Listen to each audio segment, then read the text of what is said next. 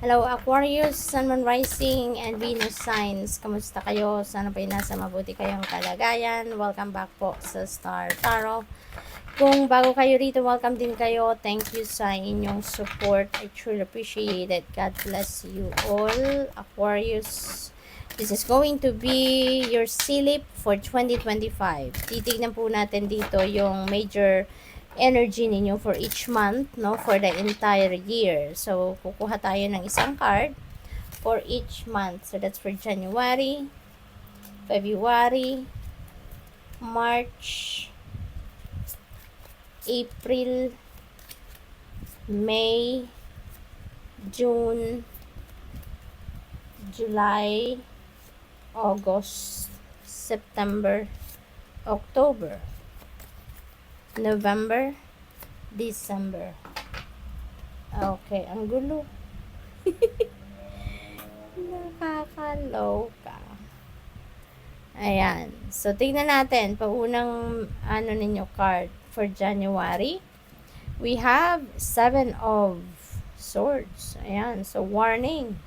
Warning ito, Aquarius, para sa inyo na mag-ingat kayo, no? Be careful and be cautious with your dealings with the people around you because you never know kung sino rito ang merong low vibe, no? Low vibration energy. Kasi this is an energy of liar, cheater, and stealer. Maaaring meron ditong magsisinungaling sa iyo. Maaaring meron ditong manloloko, scammer, mambubudol, 'di ba? Magte-take advantage sa inyong kabaitan. You never know kung anong pwedeng gawin ng mga tao sa paligid ninyo. So, be careful. Okay? Be careful with your dealings. Mag-iingat kayo sa mga pinagkakatiwalaan ninyo, sa mga sinishare ninyong mga impormasyon, detalye, 'di ba? So, kung mahalaga sa iyo, no, anything, tangible or non-tangible, kung anong mahalaga, make sure na nababantayan nyo yan, na monitor ninyo, na check ninyo. Okay? And yung mga non-tangible, no, don't share it with other people. No, mga plano, dreams ninyo, strategies, 'di ba? Ideas, just keep it close to your heart. February, napakaganda. Bawi, no? Bawi ang energy. So, the sun is the most positive, most uplifting energy. Napakaganda ng sun energy. Magliliwanag ang buhay ninyo. Mababalot kayo dito ng light. Mababalot kayo dito ng liwanag, no? Magiging maayos ang inyong pakiramdam, no? Kung meron kayong mga iniinda sa katawan na discomfort, this is the time na maaring makareceive na kayo ng healing. Magiging magaan ang inyong pakiramdam, magiging maayos ang inyong pakiramdam. This is also a time for success, no? Kaya magtatagumpay kayo kung ano man ang mga pinagkakaabalahan ninyo, ano man ang mga pinag-e-effortan ninyo, there is success dito, no? Na makakamit kayo. This is also about financial stability, financial and material success. This is about happiness and joy na mararanasan ninyo rito, Aquarius. Mababalot kayo ng liwanag, so you will be enlightened, you will have clarity of mind dito. So, lahat ng maaaring positibong mangyari, no, sa buhay ninyo ay maaaring mangyari at this time. Maaari din ang iba sa inyo is going to welcome a new baby sa pamilya, no? So that is possible. March, Page of Wands, may mga impormasyon, may mga detalyeng parating, balita, no? Napaparating dito, and that could be linked sa opportunities, no? Aquarius, this could be linked to opportunity regarding siguro mga trabaho, no, or maaring source of income ninyo that could be related to your artistry, talents, gifts, no, creativity, yung ganon. Pagdating ng April, excited ako.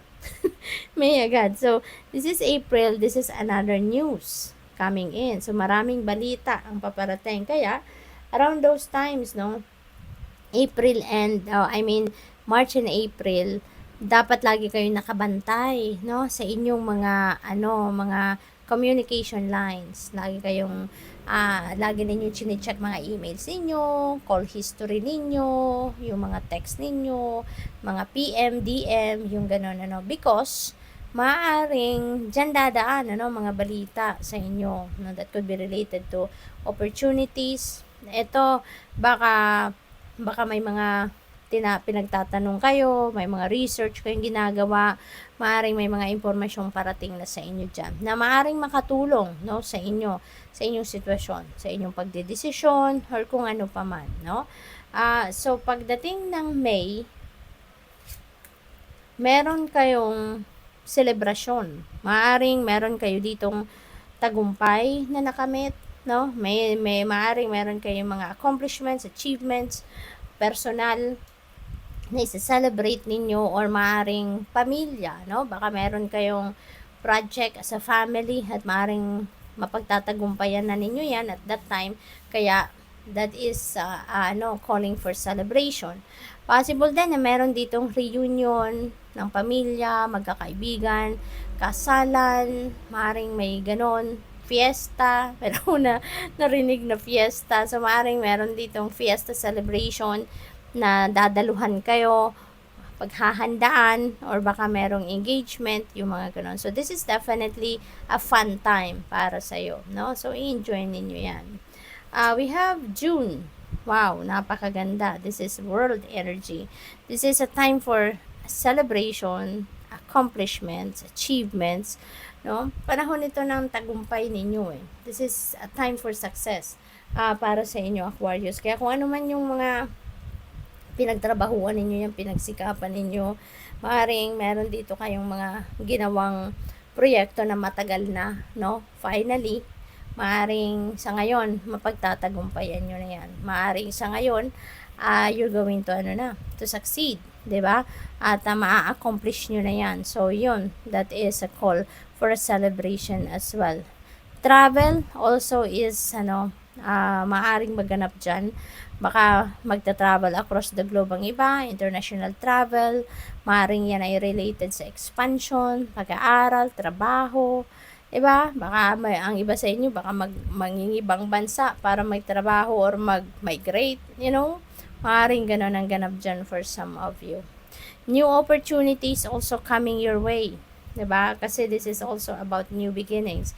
So, maaaring meron kayong mga sitwasyon na sisimulan, you're going to embrace new situations at that time.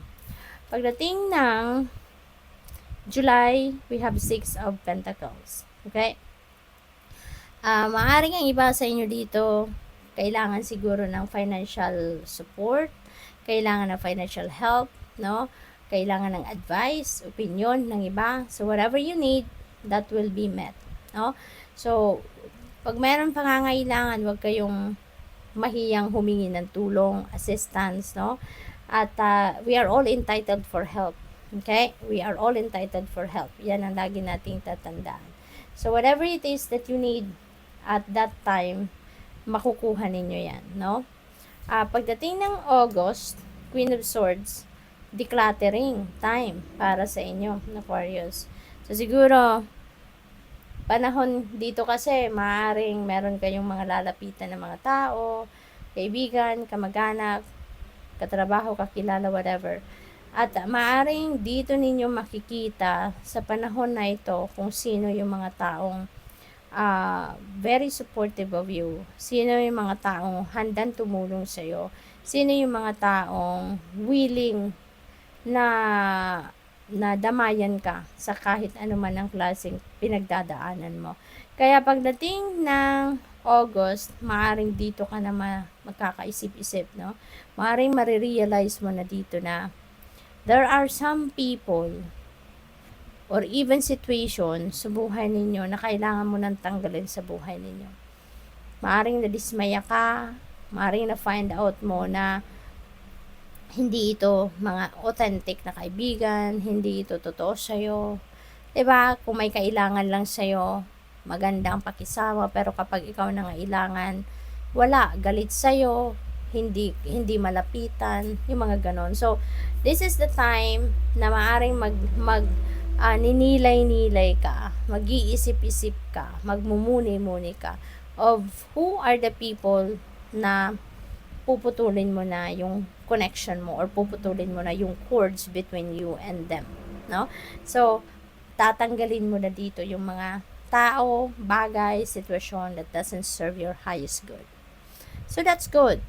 Dahil, kapag nagtanggal ka ng kahit anuman sa buhay mo, ibig sabihin, you're making room sa sarili mo for new, no? For newness na alam mong mas makakapag-support sa inyo, soul's growth, makakatulong sa inyo, 'di ba? Pagdating ng September, we have 8 of Swords. Ayan, so siguro yung mga tinanggal mo ditong tao sa buhay mo, maaring may mga sinasabing kung ano-ano, 'di ba? About you. Maaring meron diyan mga fake news, paninira sa'yo, and maybe that is what's holding you back to move forward sa buhay. Maaring naaapektuhan ka rito, no?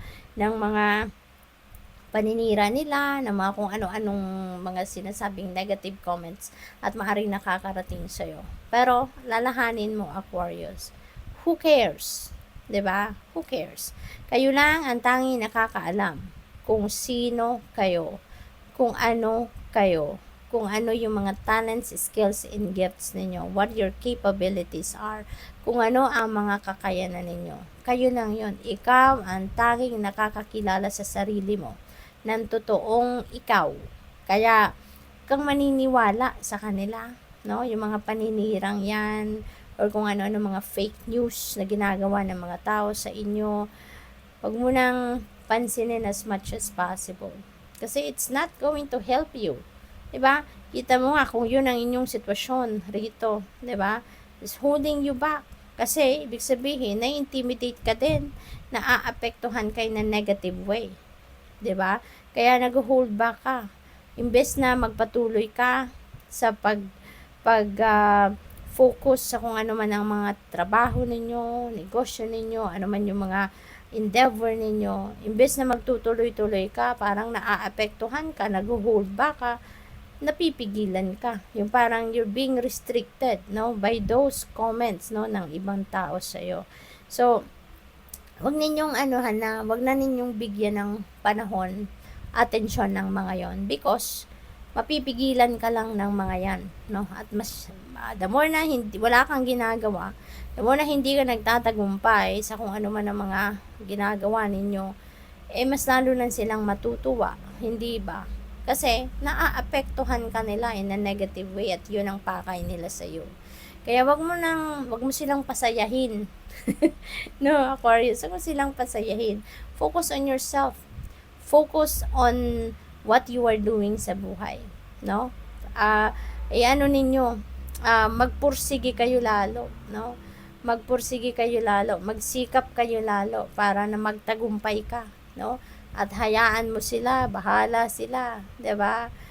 Kaya focus on yourself. Continue on with what you are doing, no? Focus on your success, Aquarius. Hayaan mo na ang mga tao sa paligid ninyo na mga naninira, mga kung ano-ano mga sinasabi.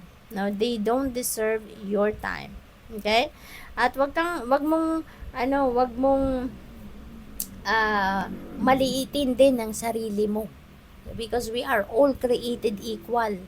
Alalahanin mo, lahat tayo, bawat isa sa atin, meron tayong talents, skills, and gifts na binigay sa atin ang universe. At gamitin natin yan para tayo'y magtagumpay. Kung kaya ng iba na magtagumpay, kaya nyo rin. Lahat tayo, meron talents, skills, and gifts. Iba-iba lang yung path na pinagdadaanan natin. Iba-iba lang yung expertise natin. Iba-iba yung forte natin. Iba-iba yung challenges na nararanasan natin. Kaya hindi pwedeng magkakasabay-sabay at magkakaparehas tayo ng mga pinagdadaanan all at the same time. Okay? So, continue on with your life. Okay? Isipin ninyo kung paano kayo magtatagumpay. Anong gagawin ninyo para kayo magtagumpay. Okay? October, we have two of Pentacles. Ayan, multitasking. Magsisipag kayo dito, Aquarius. Magsisipag. Magpupursige na siguro kayo rito, which is good. Pero, kailangan nyo din na balansehin ang buhay ninyo. Hindi puro trabaho, no? Hindi rin pwedeng puro trabaho. Kailangan din ng balanse. Kailangan din na bigyan ninyo ng oras ang lahat ng bagay. Katulad na lamang ng inyong physical health. Kailangan din ninyong bigyan ng oras ang pagse-self-care. Kasi kahit marami pa kayong gagawin, kahit marami pa kayong you have too much on your plate, kayang-kaya ninyong gawin yan efficiently if you are on top of your health. Kaya importanteng ang well-being ninyo, yung pagsa-self-care ninyo, ang nasa number 1 priority ninyo dapat. No? Para lagi kayong masigla, malakas ang pangangatawan, healthy kayo, kahit marami kayong tatrabahuin, kayang-kaya ninyo yan because healthy kayo. Okay? November, we have 8 of Cups. Ayan, you're heading towards a new beginning. Dito, Taurus. Aquarius. Hala, Taurus. Meron siguro kayong dealings with the Taurus, no? At that time. Or baka, meron kayong Taurus placement din sa inyong chart, no? Maaring ganun. Kaya, sumingit si Taurus. So, Aquarius, 8 of Cups. This is moving on energy. There is a situation dito na iiwanan nyo na. Tatalikuran nyo na. You're cutting the cords then, no? From that situation. Kaya, kung ano man ito, na kinalalagyan ninyo at that time, marirealize ninyo na that is not for you anymore. Parang, wala na kayong maibibigay pa dyan. Wala na kayong maishishare pa dyan. Or baka, wala na din kayong makukuha from that, no? Kaya you are looking for something else or a new avenue wherein it's going to be more meaningful para sa'yo. You are searching for a more meaningful life, more meaningful na ginagawa ninyo. Yung bang siguro hinahanap nyo na din ang sarili ninyo dito. Maaring hinahanap nyo na din kung ano ang purpose ninyo. Why are you here in this world? Para ano? Anong gagawin ninyo rito? Anong purpose ninyo? So, maaring yun din ang nasa isip nyo na. That's why maghahanap kayo ng kung saan kayo magiging fulfilled. Kung saan kayo magiging masaya. No? You're heading towards 9 of Cups din dito kasi 8 of Cups ito. So, yung pupuntahan ninyo is papunta kayo ng 9 of Cups, which is happiness, no? Which is falling in love. Maaring single pa kayo at that time at baka yung hinahanap ninyo relationship din, no? Maaring ganon. Or, you're heading towards 9 of Cups, which is also a wish fulfillment, no? Kaya maaring sa kung saan kayo pupunta, saan kayo makakarating, doon ninyo mahahanap ang fulfillment ninyo. Doon ninyo mahahanap yung siguro doon ninyo makukuha yung fulfillment ng inyong mga wishes. Kaya magiging masayang-masaya kayo. By December, napagod na kayo. So, you need to renew yourself. You need to rest, to relax. 'Di ba? Rejuvenate, recuperate dahil dito nga, 'di ba? Multitasking kayo.